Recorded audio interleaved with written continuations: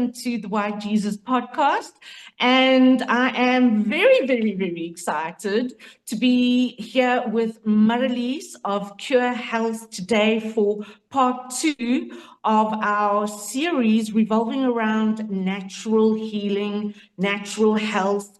I kind of like called it Back to Eden in terms of going back to what the Lord blessed us with right at the beginning, and it's still supposed to be functioning now. But anyway, we know how the world likes to distract us from what is good and real and healthy for our bodies. So Marlies is here with me again today. Marlies, welcome, sister. This is just so exciting. What can I say?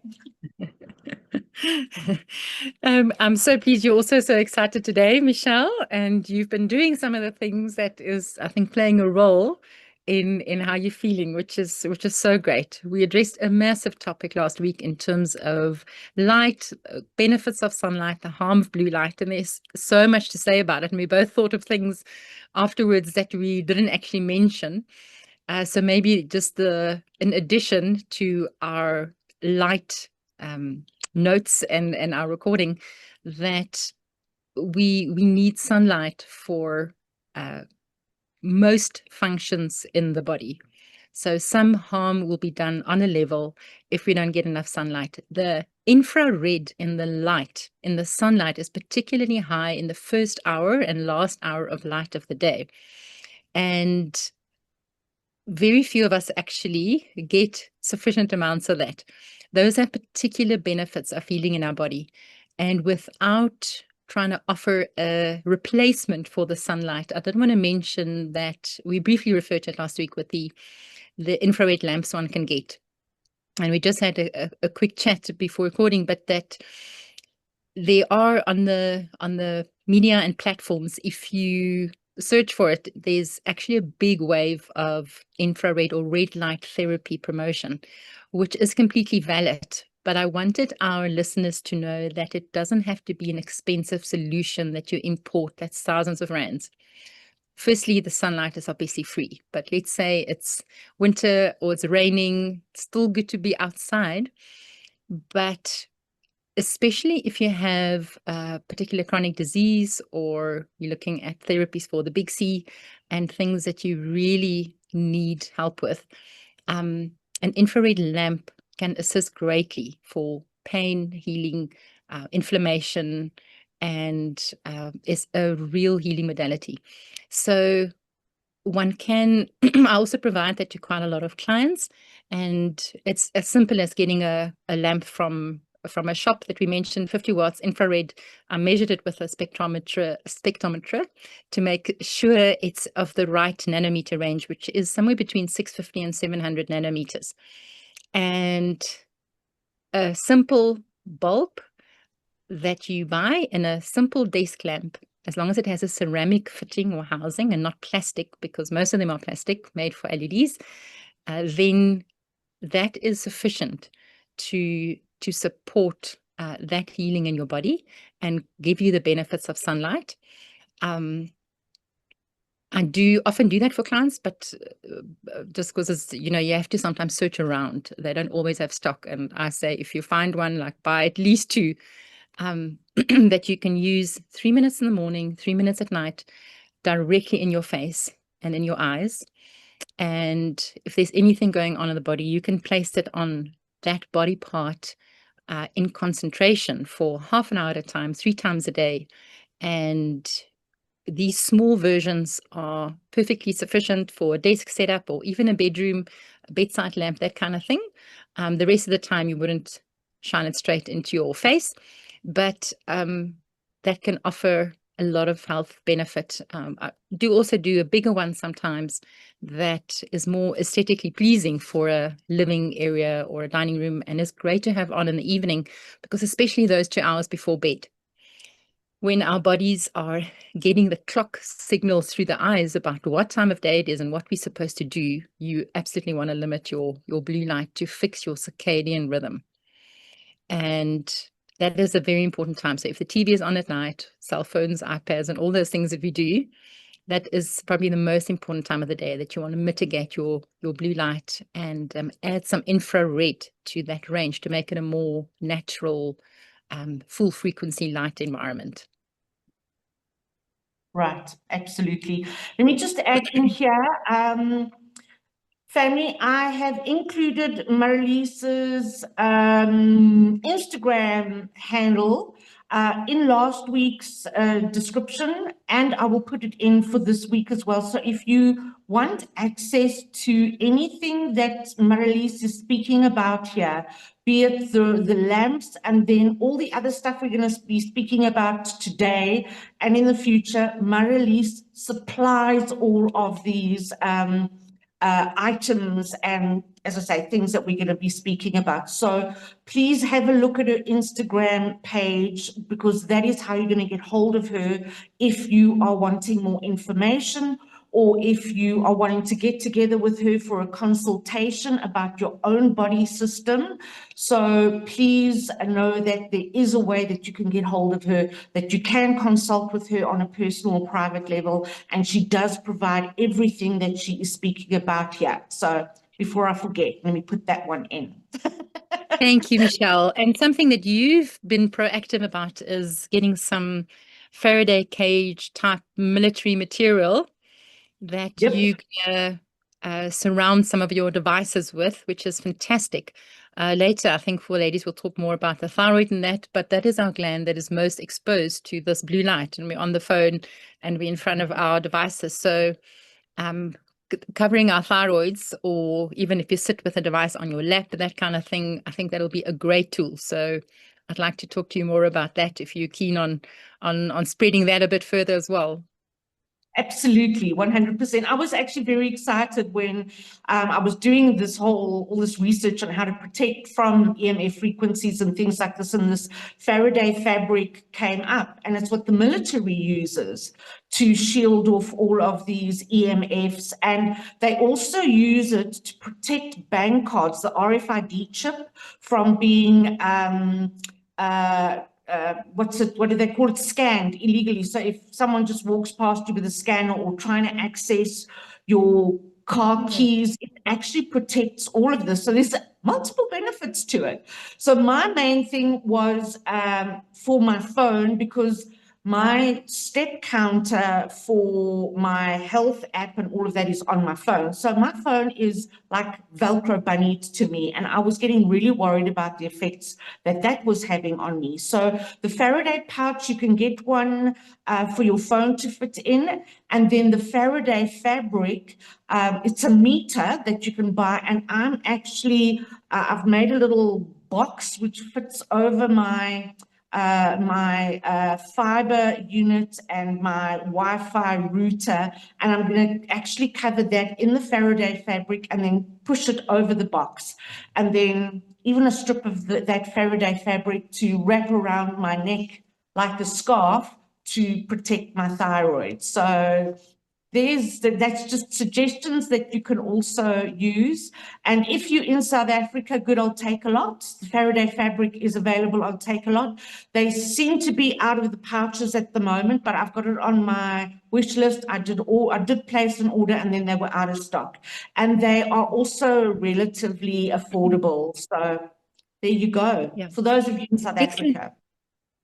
Well done. I'm sure these things are available overseas, and if you're wondering why we're going on about it, you'll have to watch last week to explain all the benefits of sunlight and the harm that blue light does to our systems. It's really important. And once you get it, these things will make a lot of sense to you, and you'll go through effort to protect you and your family from these waves. Definitely, definitely. Okay, so Marlise, our topic for today, which is just as exciting as last week's, in terms of, what we come to realize about what is actually happening inside our body that we cannot see, but the external manifestations in all kinds of other things. That was also what got me so excited when we had our personal chat together. So blow our listeners away with your wisdom. That's very kind, Michelle. I'm super excited about today as well. Again, I believe it's how we were designed, how we were created. That is what we're getting back to, reset back to our design, our creation. And if you look at how we were created in terms of our gut and our gut lining and what impacts it, it will make a lot of sense. So we're going to get to that. I thought of starting today all about the gut lining and the microbiome, the bacteria. Start from an autoimmune perspective, just illustrating what toxicity does to us. So let's say you're diagnosed with a autoimmune disease like psoriasis, which it actually is. It can spread to joints and look like arthritis. The theory is that the body gets confused and attacks itself.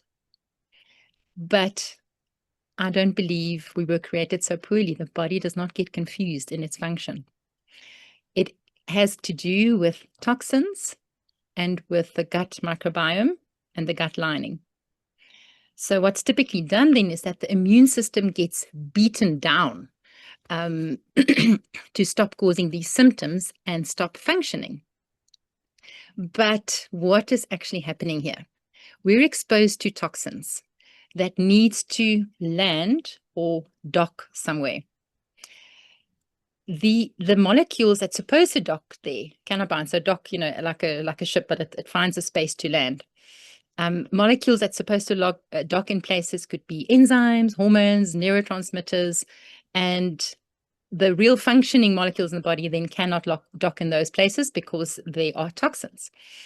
So those docking places then become full, and even one hormone or lack of one hormone level can cause havoc in all the organs in the body. Sorry. So we can develop deficiencies based on toxicity because the stuff that needs to function, like the enzymes and neurotransmitters and hormones, don't get to go where they're supposed to go. Now, the immune system's job is to keep the body clean. The tool it uses first to clean the body of toxins, to clean out dirty places, is inflammation. So let's say toxins docked in a knee becomes swollen and red and hot and hurting, and you could easily get a diagnosis of arthritis and get the what kind of medication. But inflammation cleans dirty places. It should never be suppressed. It helps clear an area of toxicity and throws a toxin out through sweat or stool or urine. And if inflammation is suppressed, the immune system has to use another tool to get rid of toxins. Each molecule of toxin or pollution attaches to a different protein. The main protein that toxins attach to is collagen. It's like a magnet for toxicity. Collagen is an elastic protein that holds our body together. It's a glue. It forms the structure of our bones, the main protein found in our bones, and it's like scaffolding where calcium can stack. You can also compare it to a bookshelf that collagen forms, where calcium is like the books that will stack on top of the bookshelf. So something we can get to more later, but osteoporosis is where, as we are familiar with the softening of the bone, is not a lack of calcium, but of functioning collagen. And actually adding calcium synthetically is very harmful, and I do not recommend it. The structure, so collagen makes up the structure of muscles, ligaments, joint capsule, bone surface, the liquid in joints, the sheets of nerves, structure of nerves itself, structure of blood vessels, and included in a large percentage of the heart, the structure of every capsule that surrounds organs. Now, again, is the answer to increase our functioning collagen by taking a processed supplement? No. So the immune system will first use inflammation, and then the immune system studies the 3D structure of that changed, contaminated collagen and develops a cell or cells that can gobble it up, break it down, and chuck it out. Those are antibodies. So if you go for a blood test and you test high in antibodies, you can easily get an autoimmune diagnosis. And then mainstream thinking would be to basically kill the immune system so that the symptoms stop and the body stops responding to those. And that could happen with steroids and even psychotoxic drugs.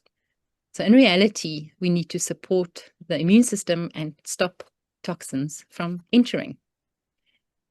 So before I carry on, I want to give a lot of credit to Dr. Natasha Campbell-McBride, who much of this information is from.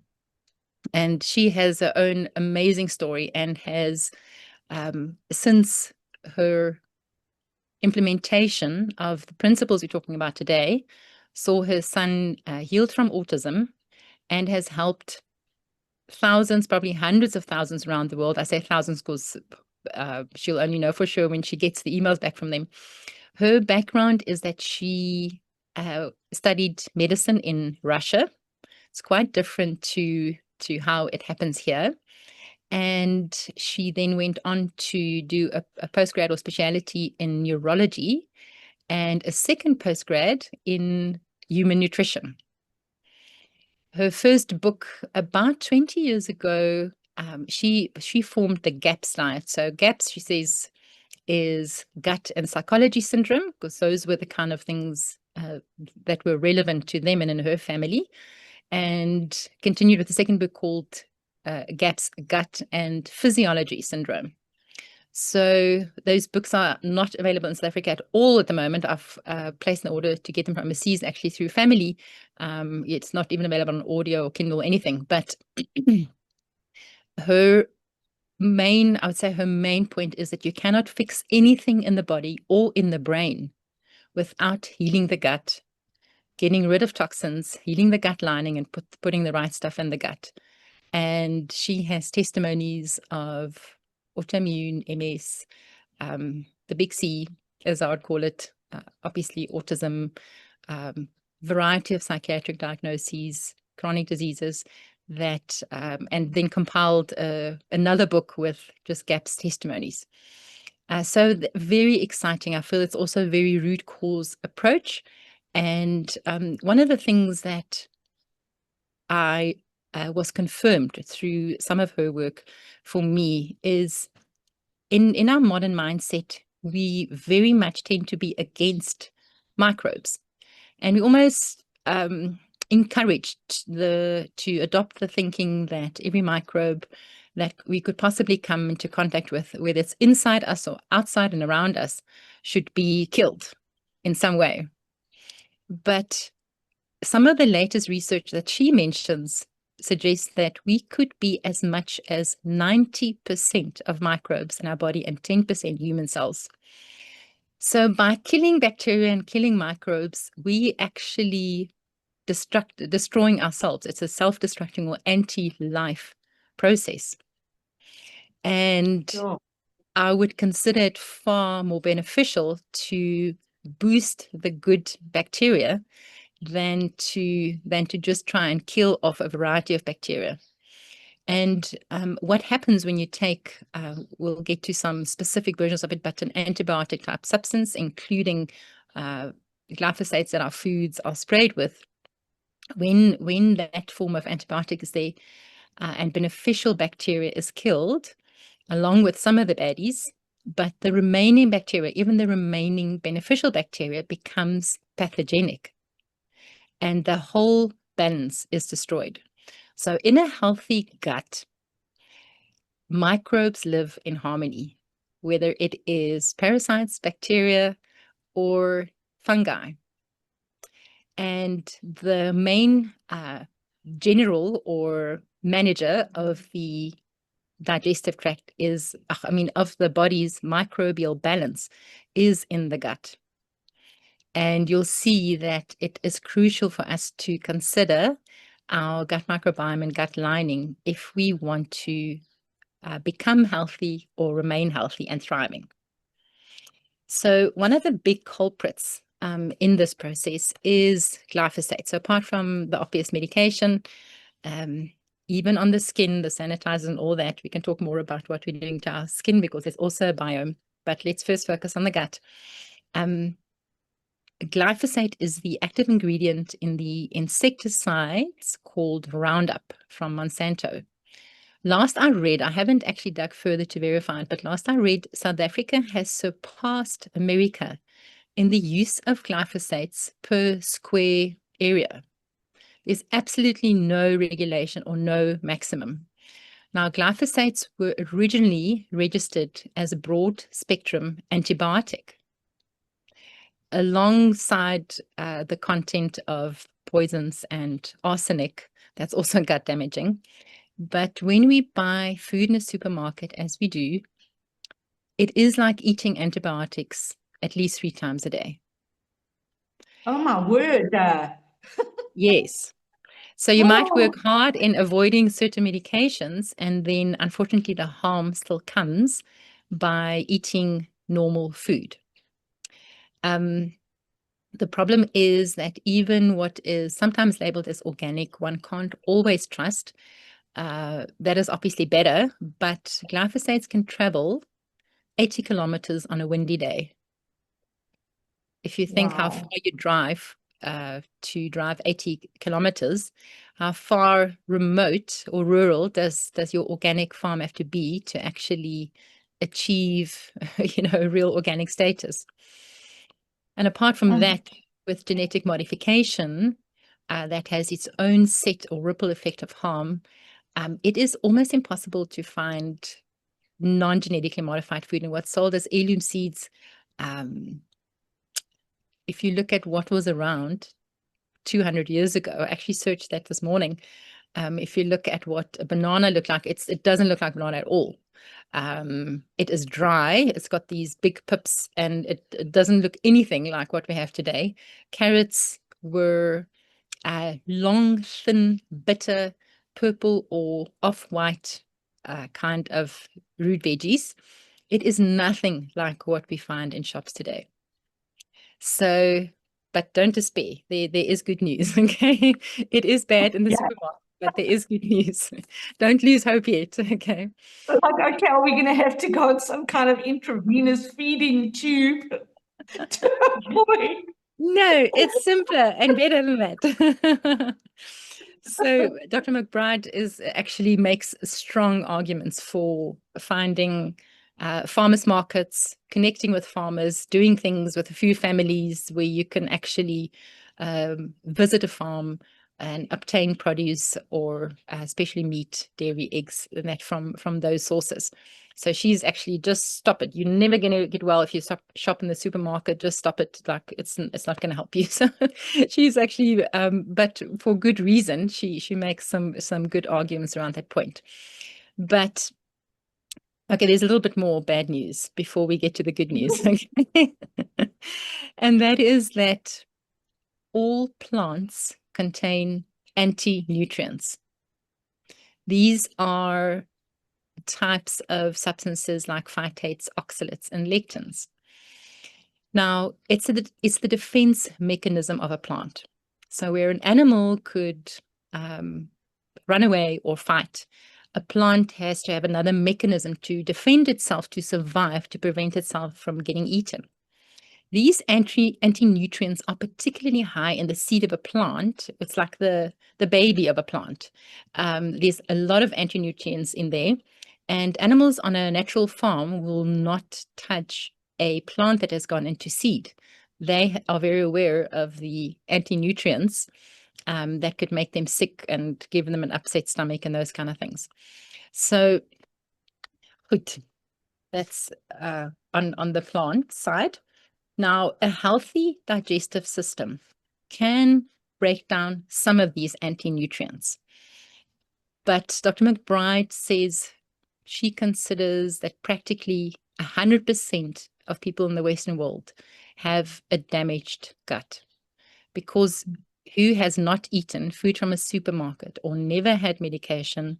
Never mind if you start on the back foot, like, how we were born, if you're breastfed and when you started food or formula or solids and all those kind of things that will also, and also your parents' gut microbiome, all of those things. So never mind that, if you consider what the kind of food that we eat, it means that we all have a damaged, compromised gut and gut lining, an upset microbiome that is out of balance. So these anti-nutrients cannot be processed by a damaged gut. And what happens is that we actually absorb we absorb what we eat.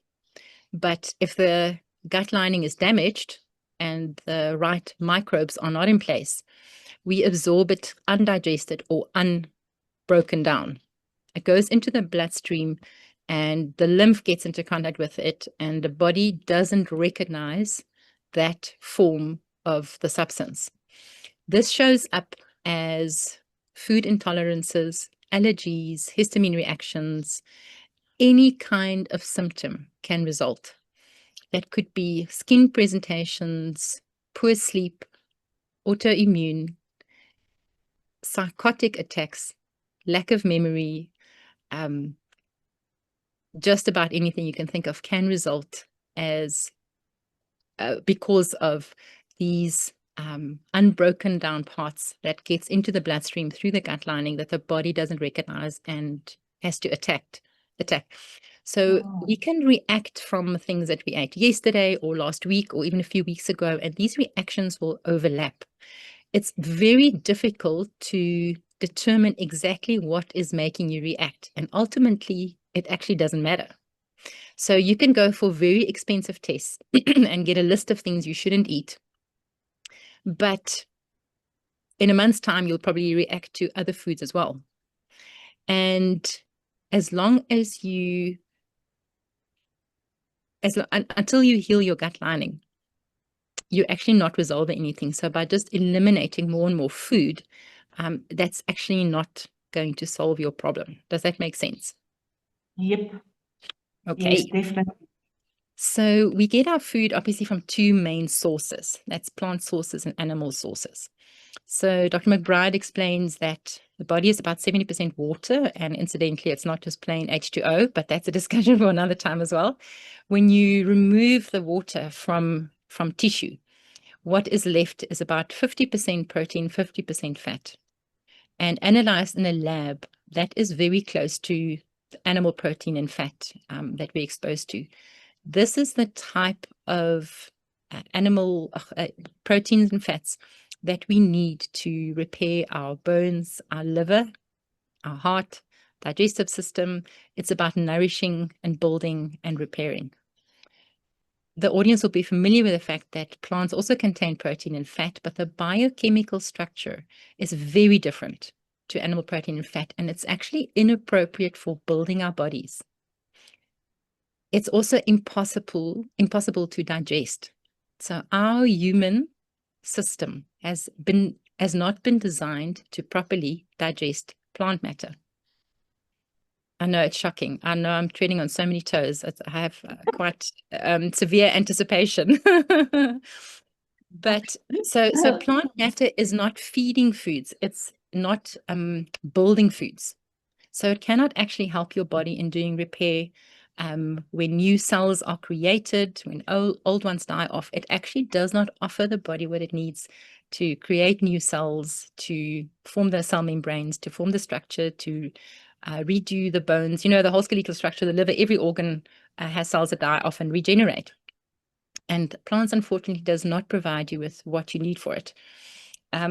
Before I tell you when plants can be useful and how it works, it's important to understand that the animals that live on plants and grass and those kind of things, cows, deer, elephants, and so on, have a completely different digestive system.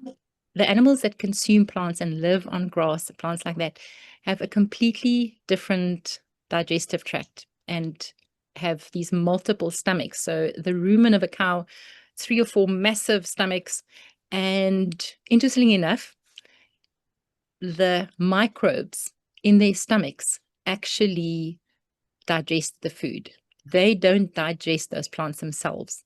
Only microbes or bacteria can actually digest plant matter. So their stomachs, their digestive systems are completely different to deal with plants. Our stomachs have an extremely high acidity. In a healthy stomach that has not been compromised by antacids, even bicarb, and a couple of those kind of medications, is below 2 as a pH. That's extremely acidic and could be compared to those of a predator cat or a vulture.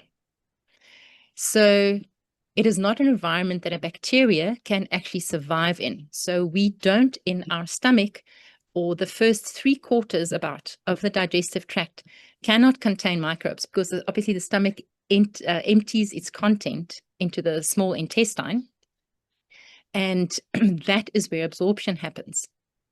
So it is a completely different design. We do have some bacteria appropriate for the plant digestion in the last part of the large intestine, but that is not where absorption happens. Mm-hmm. So we cannot actually gain nutrients from plants.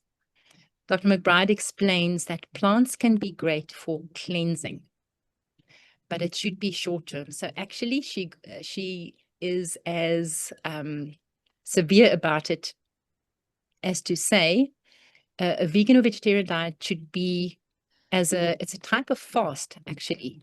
It was intended to be very short term. And she would recommend fast to be in any form, not to be more than 21 days at absolute maximum. And plants can be greatly cleansing. So it can help with deal with some of those things. And that's why often initially someone could feel pretty good on a, like a juice thing or a raw thing, and really limiting their intake to fruit and vegetables and legumes on.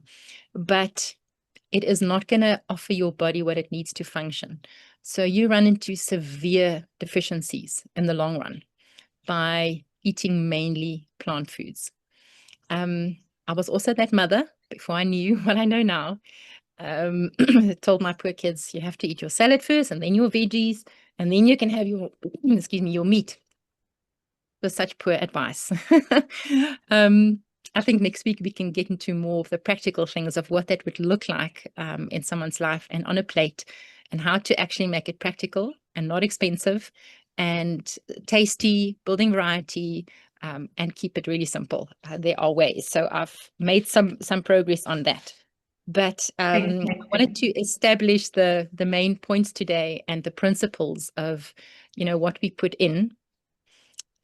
Where the toxicity comes from is in the gut, between the balance or in between either the toxins that we put in or what the microbes form if they are out of balance that compromise the gut lining.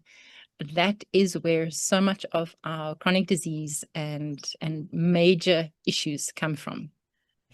And that is why Dr. McBride has seen so much success in her plan. So the GAPS diet that was originally designed for her son that had autism, that she had all the success with. She doesn't provide the 6 stages of it that all have their specific things online, but her principles come across very well when she makes the points for what's harming us and what is benefiting us. So really, for someone with a very damaged gut, it could be even those babies that seem to react to every milk, including breast milk, that where the parents are then told that they shouldn't be consuming any protein, and they become really sickly and often die early. But there's actually hope. So she's taken some of these kiddos and basically put them on a gut healing plan that includes what I have concluded is the most anti-inflammatory, beneficial elimination diet, which is meat and eggs and butter and raw dairy. And in the process of healing these guts, they are actually able to digest and use the protein. So, like we said, plants can be cleansing, and what the microbes do. we do not actually need plants for fiber. And when we continue to or learn to eat parts of an animal that aren't really popular or sometimes not even sold, they are, if it would be like on a farm where the whole animal would be used, there is your hyaluronic acid, your collagen in great quantities, and really what you need as a gut healing protocol. Now, you said you've tried the meat stock recipe, far superior to bone broth, because we're not just trying to get what's in the bone or on the bone. We are using bigger parts of the animal. So there's a recipe for that we adapted from Dr. McBride, or I can't remember where, that we've tried out, where you would need to cook that meat for a couple of hours in order to really be able to eat what's around it. But you want that kind of sinewy parts and the really fatty parts and the tough parts. That is where a lot of the benefit lies. And meat stock is part of our gut healing protocol. So again, from Quantum Life that I spoke to last week, developed an excellent gut healing protocol that we probably recommend to almost all of our clients, because as we said, for whichever of a wide variety of reasons, we all have damaged guts. And the principle of those protocols is to first do an elimination diet, and that would be a very strict animal-based week.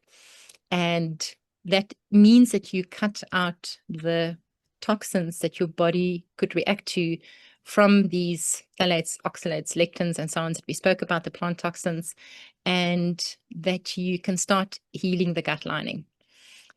In addition to that, we believe that you have to reseed specific bacteria. And I haven't seen good benefit of using general probiotics. I think it is too wide and not specific enough. And there's also a matter of competing bacteria. So to replace or reseed the specific bacteria, keystone bacteria that we have lost, in an order through single strain bacteria in a non-expensive and non-difficult way, we find very, very effective. You know, the more I learn also about bacteria and what the right good bacteria does in our body, some of these keystone bacteria, and that might be part of what you're experiencing, to have a bit of an elevated mood, and it enables you to gain lean muscle mass and drop centimeters, increases oxytocin, neurotransmitter function, your immune response, and so many things. And we are seeing really great success with this kind of combo plan that includes gut healing, elimination diet, reseeding with the right bacteria, and using this meat stock gut healing soup type recipe that really helps healing the lining and giving your body then what it needs. So putting back the collagen that has been really destroyed by the toxicity, and giving your body these building blocks that it requires for good health.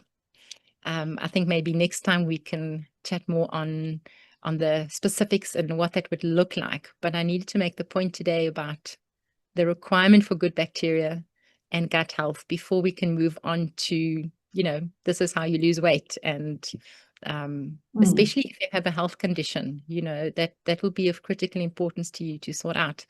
And I believe this could be one of the ways, by resetting back to design in this way, could offer amazing health benefits. Maybe lastly, I can just quickly mention. Yeah. Sorry, darling. No, carry on. It's another point. I'll remember it. What do you want to say? Okay. You know, last year, I did the what they call the carnivore or the lion diet, and I did it for 6 solid months straight. Meat, all varieties of meat and eggs. That is all I ate for 6 months. I did not cheat once. I mean, I was determined to see if this works. And in the first 4 months, I dropped a ridiculous amount of weight. It was 14 kilos in the first 4 months, and it was altogether a total of 17. But then I hit a major plateau and nothing was happening. Now, I have like an eczema, which was on my scalp, and I had patches all over my body. That 6-month elimination diet completely cleared the eczema off of my whole of my body, but I still have patches on my scalp. When the plateau happened, I became so exceptionally frustrated because the plateau kicked in from month 4.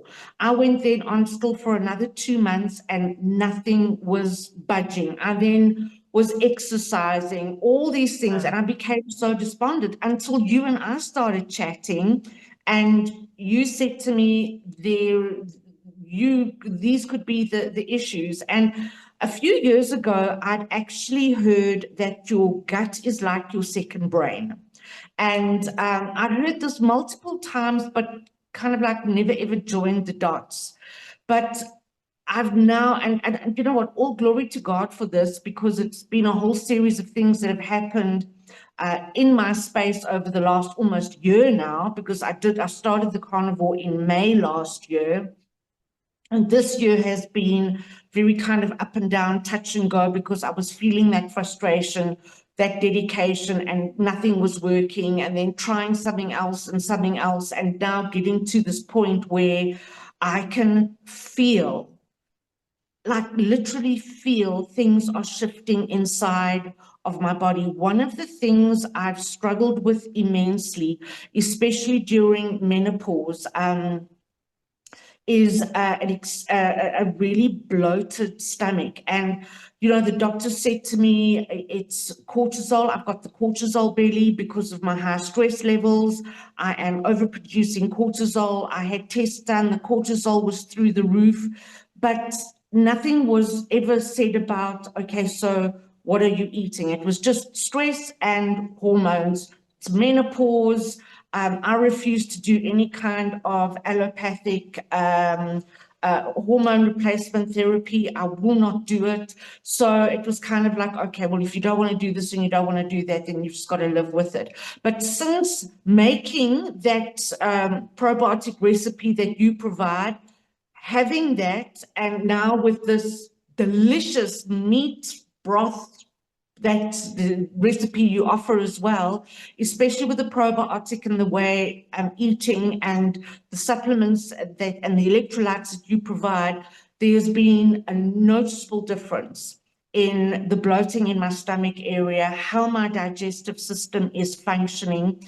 I haven't seen anything on the weight front yet because we're still early days, but my energy levels are definitely much better. My mood is a lot better. So I'm really excited to see, as the weeks go ahead, how things are going to then start showing up on the external physical. But I just wanted, you know, our listeners to know that, you know, there are all these things that are labeled, you know, stress and high cortisol and this. I'm not saying they don't play a role. They absolutely do. But there's no one ever spoke to me about the things that you're speaking about and that Dr. McBride has, you know, spoken to people about. And I'm so grateful for this information, because I'm sure it's going to probably, the penny's going to drop for a number of people and go, okay, well, let's have a look and see if this could be my issue. And especially with kids who are being labeled as ADHD, those kinds of things, because I know that is diet related as well. But like, you know, okay, that's a subject for another day. But just very yes, much related. Pardon? Very much related. I'm so pleased you reminded me of that perspective, Michelle. I wanted to mention that I think was also relevant to you. In some cases, you can heal the gut by purely changing your diet and putting the right stuff in. But that depends on the extent of damage. And it also depends on your stomach acidity and your bile. And Dr. McBride actually mentions that some people, especially ones that start off very little with gut damage and skin issues and the whole system, sometimes never get to the place where they can properly tolerate any plant matter. But they're thriving and they don't need it. Their gut will always be compromised by that. So I want to say a healthy gut can, as an exception, tolerate plant matter, but it should be an exception. And after a cleansing process and reseeding process, you will know how your gut is doing. You'll immediately notice if there is a reaction to some of these plant toxins. And thank you for that reminder. Part of the protocol is absolutely, if you have used medications that reduce your stomach acid, or you've had your gallbladder removed, or purely by poor diet over many years, you've decreased really that or compromised that mechanism for the bile that's particularly important in digesting fat. And it's actually not difficult to fix. It's just you have to do it, and you have to know what you're doing, or just do it specifically, is what I mean. And also if someone feels that, and that used to be me from poor diet and just ignorance, no, I don't feel good on red meat. My body doesn't feel like it just feels like it sits so long on my stomach. But I harmed my stomach acid with a poor diet for a very long time. And also basically decreased my bowel flow. I didn't need it because I believed low fat is good, so why would the body then secrete all this bile if it doesn't need it? And then also if you don't have your gallbladder anymore, you often need a bit of extra support, but it can be done, and it's not difficult, and it's actually not expensive.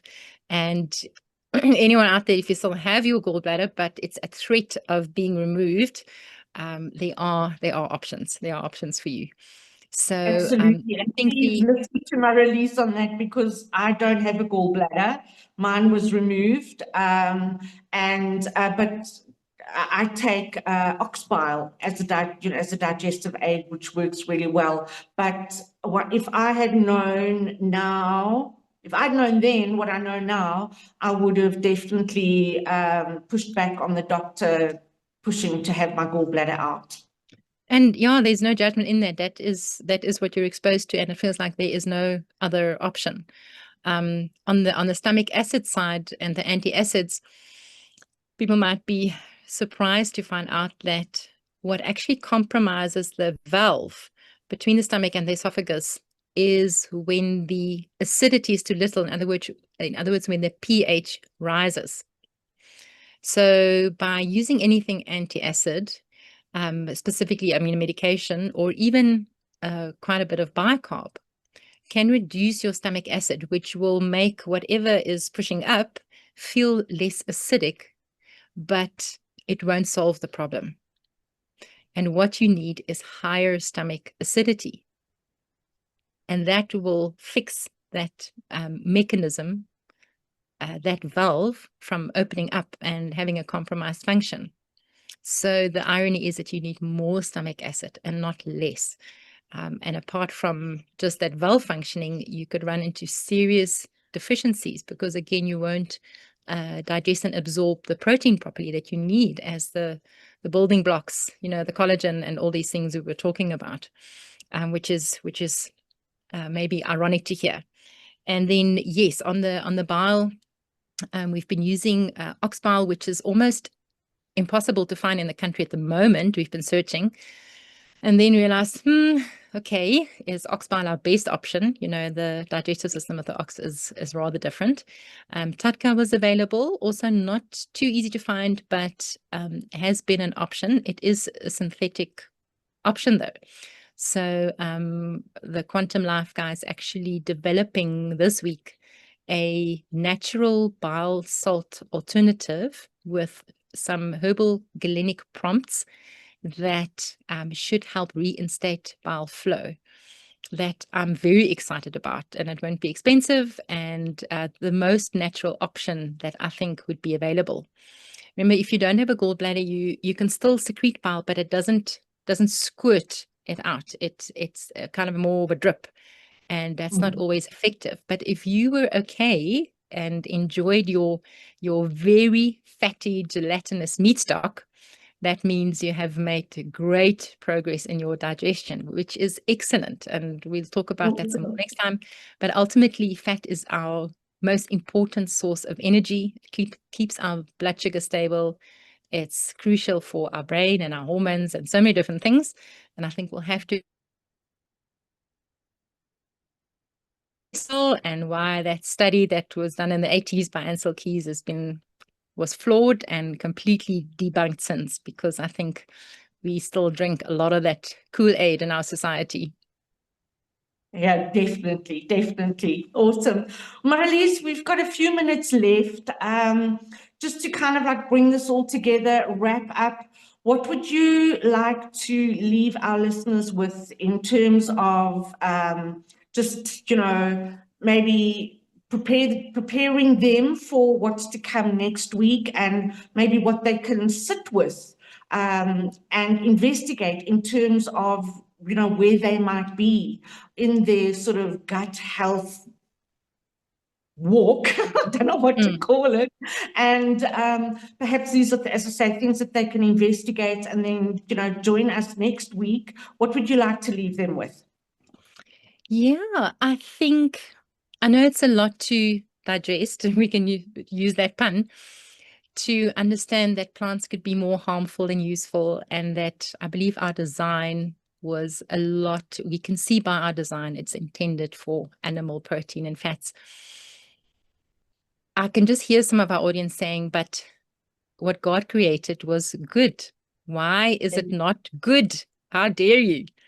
And I think that's why I had the reference of what veggies looked like 200 of years ago. Unfortunately, when man got their grubby paws on the mass production and big ag monocropping, everything changed.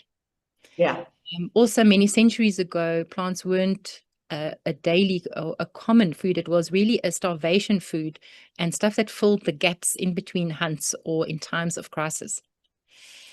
But I would say, in the process of wrapping your head around this, you're welcome to put some questions or DM me on Instagram. I'll put our Facebook link there as well for you, Michelle. But thank you.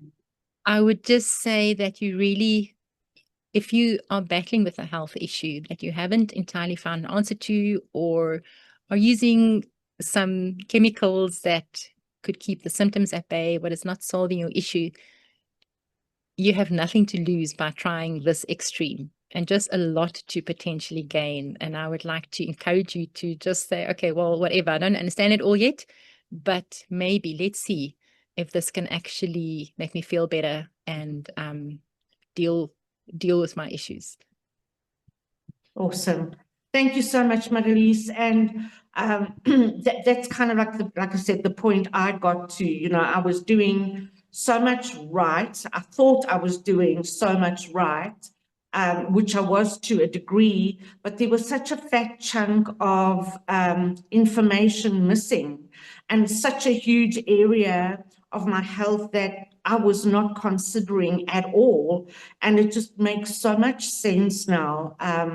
When we consider, what we're putting into our bodies and what that is manifesting as on the outside. And I'm so glad you spoke about, people saying, but God made fruit and vegetables and seeds and all of that to be eaten. And yes, when he made it back in the day, before all of these GMOs and other modifications, it was absolutely pure. And we don't have that purity available to us in any way or form in modern times. So I also really want to encourage our listeners to take some time and investigate this a little further.